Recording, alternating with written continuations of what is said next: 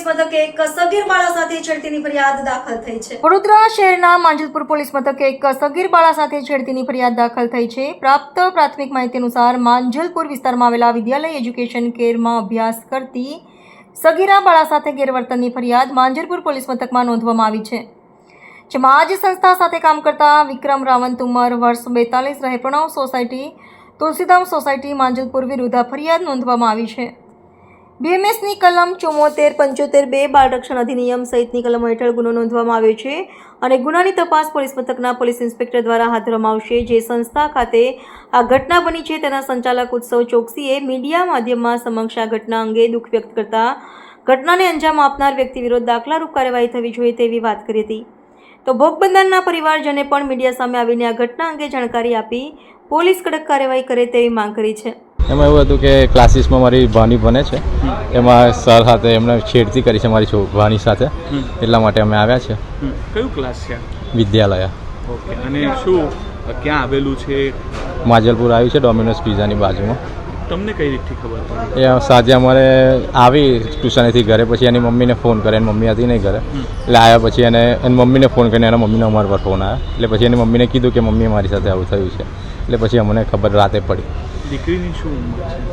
શું કહો? દીકરીની 13 વર્ષ।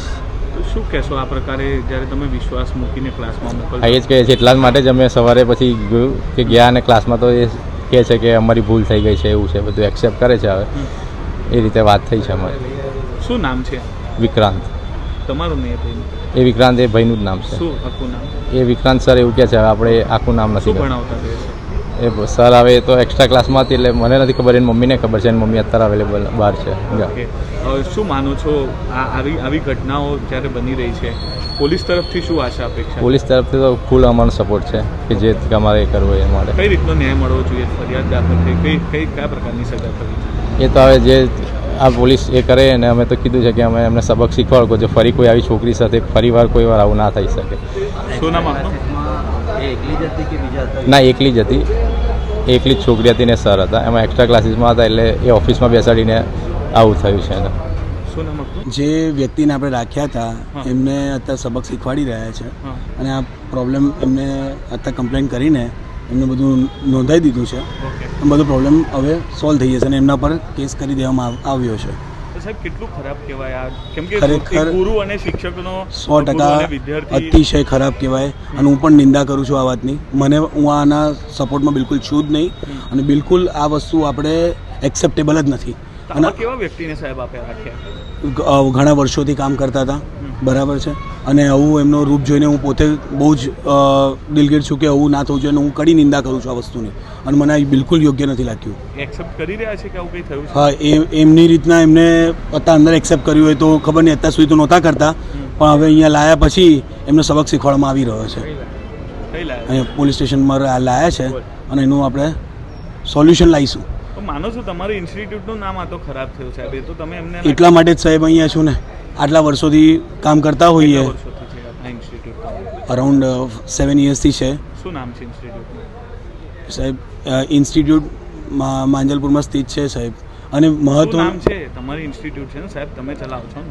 વિદ્યાલય નામ છે, બરાબર છે, પણ દીકરી શેના માટે આવી હતી તમારે ત્યાં? શું ભણતી હતી? 8th સ્ટાન્ડર્ડનું ટોટલ જે સબ્જેક્ટ્સ હોય, મેથ્સ, સાયન્સ, ઇંગ્લિશ એ ભણતી હતી। ઓકે, તો આ ક્યારે ઘટના બની અને એક્સ્ટ્રા ક્લાસીસના નામે આ કઈ ઘટના થઈ એવી વાત છે? હા, એટલે એમને એક્સ્ટ્રા ક્લાસ રાખ્યો હતો ને એવી રીતના કંઈક એક પ્રોબ્લેમ ક્રિએટ થયો, એટલા માટે। એ દીકરી એકલી જ હતી? શું કહો છો? એ દીકરી એકલી જ હતી જ્યારે આ એક્સ્ટ્રા ક્લાસ? બીજા સેશન્સ હતા, બીજા લેક્ચર્સ ચાલતા હતા બાજુમાં, પણ જ્યારે આ થયું ત્યારે અમને મોર્નિંગમાં જ ખબર પડી, જ્યારે પેરેન્ટ્સે વાત કરી ત્યારે।